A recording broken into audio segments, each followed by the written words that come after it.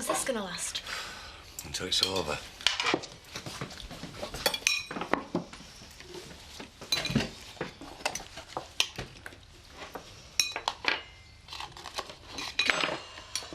don't know why I bothered cooking for myself.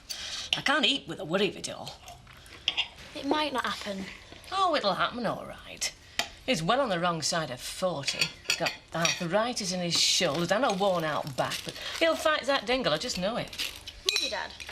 Eat your breakfast. I don't want to talk about it. That's nothing to talk about, is there? You've made your mind up. What's the future if you're pummeled into ground? Don't do it, Dad. I don't want to talk about it, all right? Just tell me the point of it all. If you do go ahead, which I know you will. Not now, Jan, love, eh? What, because how Linda's it?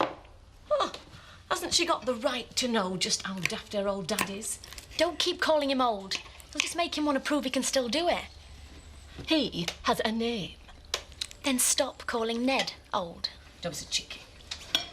Ned, just tell me you're not going to do it, and then I can eat my breakfast and find some peace. All right, I'm not going to do it. He's going to do it.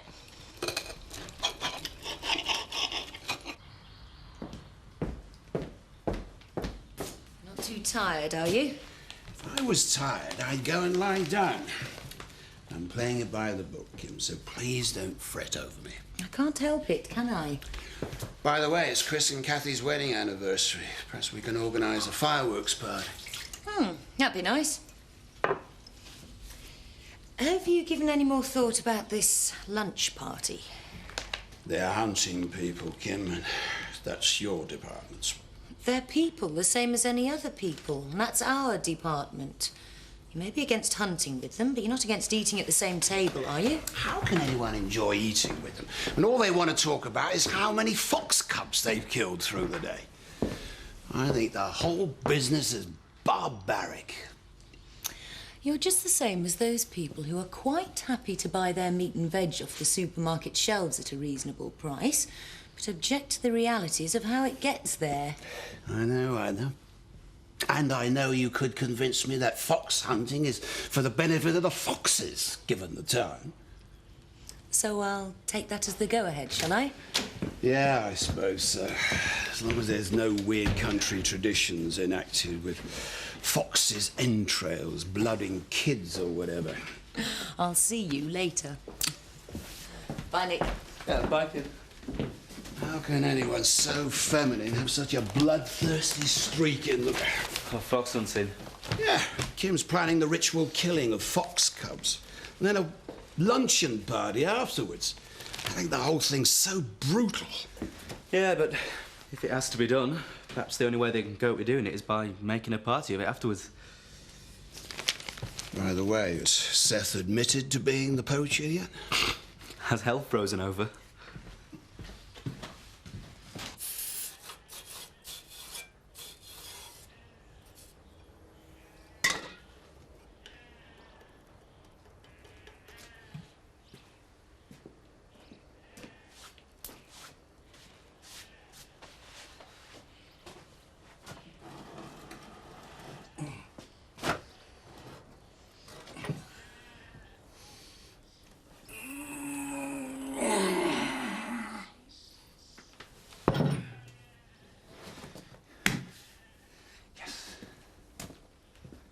Thanks, Vic. It's not much, but at least it's mine. Soon to be Alan Turner's, eh? Not yet, though. I'm under orders to meet Betty after work. She got you right there, isn't she? By choice, Vic, by choice. Good luck to you, mate. There's nothing like the love of a good woman. Oh, unless, of course, it's the love of a good-looking barmaid. Hi. You all right, Seth? Champion, on your way to Woolpack? Yeah. Is that where you were heading? Not till later. I'm just going to meet Betty, then I'm hoping it'll be a celebration drink after. Has she said yes, then? Not as such, but I'm feeling very optimistic. Oh, I hope she does. I think it'll be the makings of both of you. Aye, me and all. I'm not sleeping proper, waiting for her answer. I'm as nervous as a grouse on the 11th of August.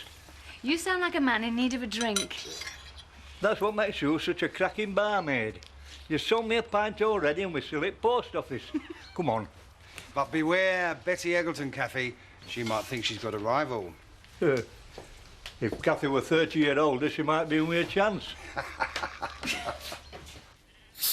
How's it going, Ned? All right. Just seen your Roy up by the wood. Looks like you're having rabbit stew for tea again. He should be at school. Oh, I hope I haven't dropped the lad in it. It's just he had a few coney dangling from his belt. It's obviously done well for the morning. Well, he's definitely been to school then if he's shot that amount.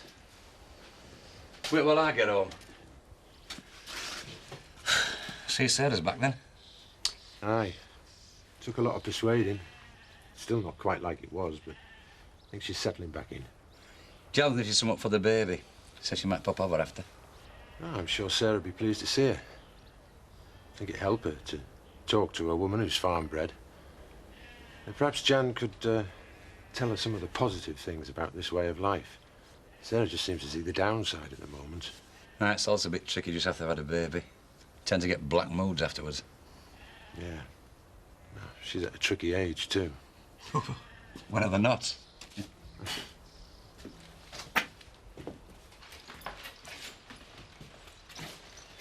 Oh, hi, son. Can you pass me that bowl, please? Good job I came home when I did. You'd been stuck up there all day. Yeah, well, if Dad has his way, it won't be home for long. Why's that? He wants us to leave. He wants us to run away from the Dingles. Jess, it isn't like that. But we're not being chased away by the likes of the Dingles. Now, don't you start with the high noon stuff. If they want to fight, they can have it. Don't be silly. We're definitely moving away now. I'm not being silly, and I'm not running either. Good for you, young man. Stand up to 'em. They're cowards, the lot of 'em. Betty, I'll thank you not to encourage him in this stupidity. It's stupid to even think of moving. Yeah, well, we'll discuss it all later, all right? Right, I'll leave you to it then. Thank you, Betty. Oh, and as we seem to be having an open discussion, there's something I think I should share with you. I feel it's only right that you should be amongst the first to know that, subject to my dad's approval, I shall be known soon as Mrs. Seth Armstrong. Well, congratulations, Betty. Thank you. Subject to your dad's approval? Yeah, he's coming over from Filey to give Seth the once-over. Oh, I haven't given Seth my answer as yet, by the way. When are you going to tell him? Shortly. So, you can forget all this nonsense about moving. I may need you to give me away, Doctor, if my dad isn't feeling up to it. Well, don't stand there with your mouths open. Anybody'd think a woman had never announced her engagement before.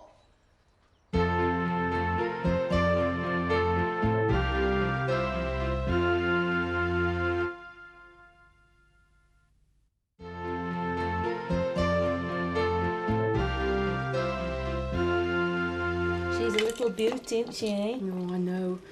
I just worry about bringing her up on the farm. Oh, I shouldn't worry about that. I brought my three up on a farm and they'd come to no harm. I know, but she's so frail still. It'll take her a long time to get over her operation. And where better to grow up big and strong than here in the country, eh? Well, you wouldn't want her stuck in a town, would you? I don't know. I don't know what I want anymore. Well, for your sake and the others, you have to get something sorted, Sarah. I mean, would it help if I gave you a hand with all this lot? Oh, thanks, Jan. I'm still so tired. She sleeps all through the night and I wake up 2 or 3 times worrying about her. Well, we all get tired, love, but you have to plough on. Look, you feed Victoria and I'll get started on this lot. Oh, thanks, Jan. There. Oh, that's better. Why are you doing this? Helping out. What's wrong with that? Well, it's weird, and there must be something wrong for you to be doing this. I don't know. I try my best and this is thanks I get. Dad, it's like he's had a personality transplant. Or aliens have taken our Roy away and left us with this thing that smiles and does the dishes. I know. And I want a word with him when he's finished. About what, Dad? About you being out rabbiting when you should be at school. We got a day off, teacher's training day, something.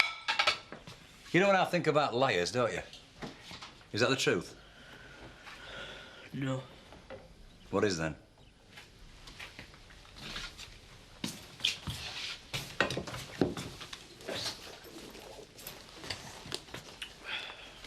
What's this?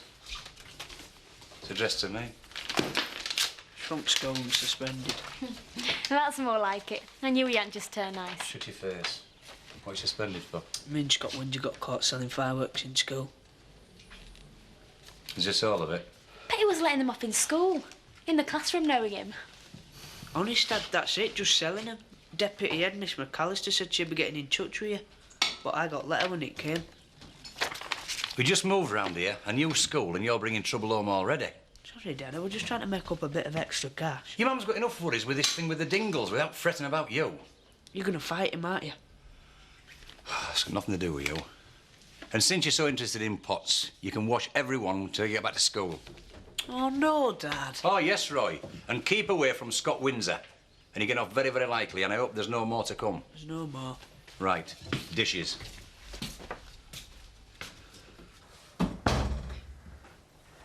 Hi. Hi. Where are the kids? Robert took Victoria for a walk in her pushchair. Oh, good. So you've had a bit of peace and quiet then? Not that you'll have enjoyed it by the looks of this place. You've really cleaned it up, haven't you? I had a go. Well, I think the least I could do is make us some tea. Jan called round. Oh, yeah, Ned said she might. Something about knitting something for Victoria. Yep, there it is. Oh, it's nice, isn't it? I don't know how she copes, what with looking after her brood and waiting on at the wool pack. Proper country wife. Why do you say that? You're coping. I'm glad you're back. I love you, Sarah. And I don't say it often enough. So, do you think Ned Glover will fight that Dingle? I think it's barbaric. Dingles give barbarians a bad name. In fact, they give human race a bad name. If they do fight, who do you reckon would win? Nick, you sound like you're looking forward to this. Well, I suppose I'm in a way. That's terrible. I mean, it's not as if it's proper boxing with gloves on and that. Bare knuckles, more civilised than boxing. How'd you work that one out? Well, just think about it. A man punching with his bare fist will break his hand before he does brain damage to his opponent. With gloves on, he can punch all day up, brains knocked all over the place. Oh, we should all be banned. It's human nature, love. There's no containing it. The Dingles will never be civilised. You're right there. The Sat Dingle moved into a new house.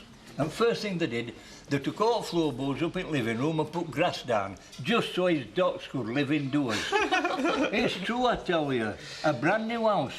That's Dingle mentality. That's a good one, Seth, even for you. They had grass growing in the living room. As true as I'm sitting here. As true as you're riding a bike, more like. So what happened to him? Well, council turf tomato end. Oh. Seth Armstrong. I thought you were meeting me outside work. Oh, it's Nick's fault, Betty. He kept Seth talking. Oh, thanks very much, sis. Oh, it's all right, Nick. Don't worry. I know he doesn't need much of an excuse to stay in here. I don't suppose there's much hope of him changing after we're married either. No, I'm an hopeless case. I don't think he heard you. Makes you wonder why I'm bothering, doesn't it? He can only get worse. What are you talking about? I said after we're married. That's if I haven't died of thirst. You mean... Yes. I'll have a medium sherry. I'm going to be wed then? Yes, subject to me dad's approval and a few other bits and pieces. Did you say your dad's approval? Yes. I don't know why everybody's so surprised when I say that. It was the same at the McAllisters. Oh, I've asked them to have a drink with us here. Now you're my fiancé, if that's all right with you. Aye, Gran, get her a drink, Kathy. Seth, get everybody a drink. Oh, steady on, Seth. Sit down. It's all right. He'll live. Sit yourself down. We've things to discuss. I'm paying. Ooh, that were a close one, eh? Too close for comfort. Buy everybody a drink. Is that what she said? Hey, never mind. It's over with now, Seth.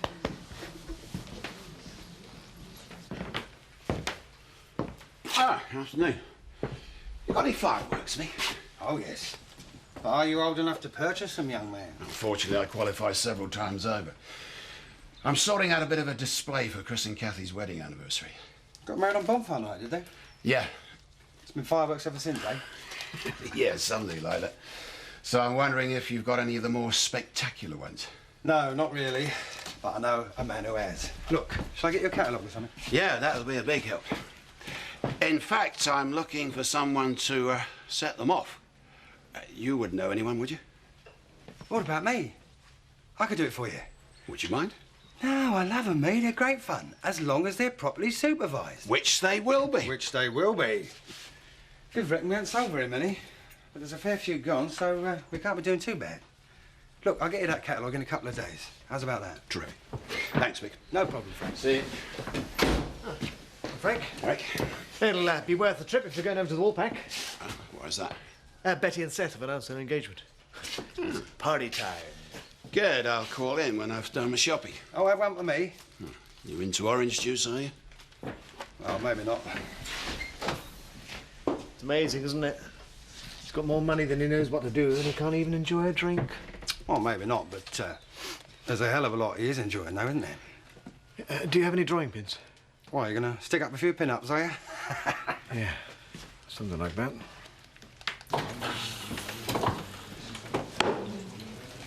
Cheers. Don't look so depressed in it. You're going to spoil the engagement party. I suppose I'm depressed. Why, what's up with you? I don't know.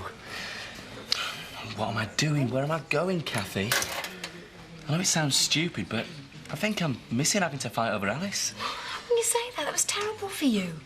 Yeah, I know, but it gave me something to do, something to get up for. Do you know, I hate this time of year with these long nights and dark days. Oh, shut up, Nate. You're depressing me now. What you need is a girlfriend. Well, it's true. You'd be lucky to find one in here. Get yourself out and about. Yeah, I will, in my own time. Yeah, we should be never knowing you. Look, it's my wedding anniversary, November the 5th. One fine night, fireworks. Quite apt, really. I'll fix up a foursome for us. Oh, no, Kathy, I don't fancy a night out with Chris. Who said anything about taking him along? Right, that's that sorted then. Only 2 or 3 more things to go. You are being very cold and methodical about this, Betty, if I may say so. Yes, well, I have it to do, Seth. Think of this as a rehearsal for when my dad interviews you. Interviews me? Am I going to be your husband? Am I going to be working for your father? Yes. Well, perhaps interview is a bit too formal a word. But me dad likes everything to be right and proper. He's a bit like me. Now, next item on the agenda is Samson the Wonder Horse. Ah, I wondered when you were going to get round to him. Yes, well, that horse is the reason that me and Wally split up. It's either me or the horse, I said. And I ended up in Filey. I've listened to everything you've said and you've had your own way. As far as Samson's concerned, I want no ultimatums. That horse means a lot to me, and if you respect my wishes, you'll not be laying low down to me like you did to your Wally.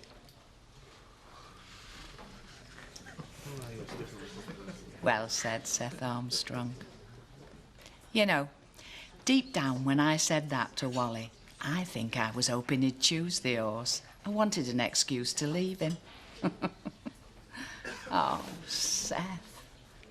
I wish I'd have chosen you all them years ago. Ah, well, better late than never. We've still got time to make it up. We have that, lad.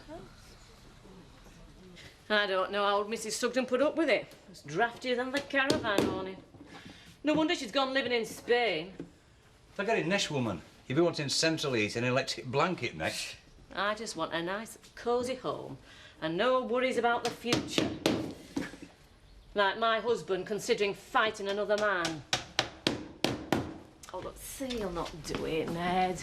Put my mind at rest. Just say it and mean it. You've nothing to prove. You're not even doing it for money.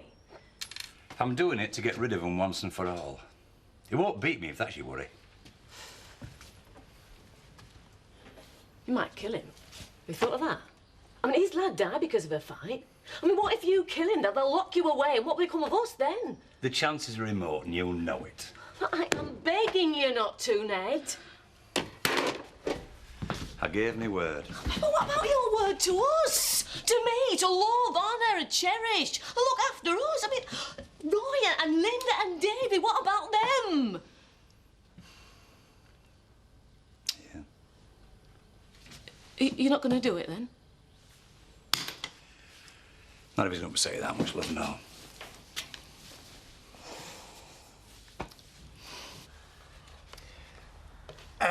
If you're still in business, I have a proposition for you. It's Eric. Eric Pop. Yeah. Yes, it is a long time. Well, I was, but I have. But I'm coming out of retirement for this one. Uh-huh. It's rather lucrative. Don't you worry, I can still manage it. Same terms as always, eh? Okay.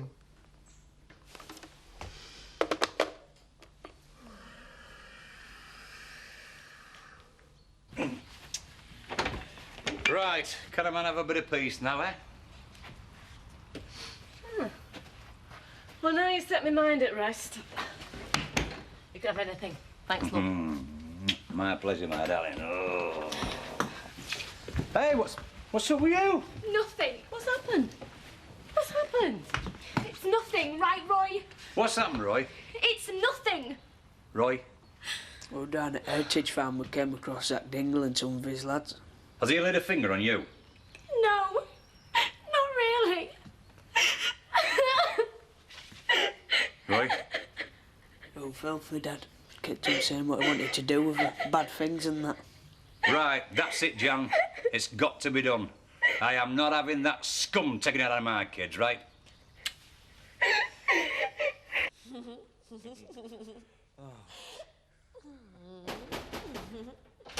don't. Chris?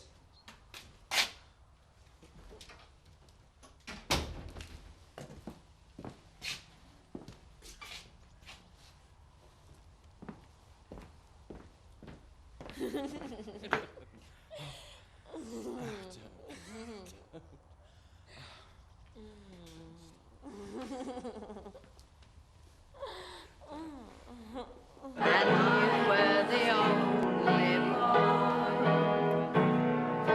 Nothing else would matter in the world today.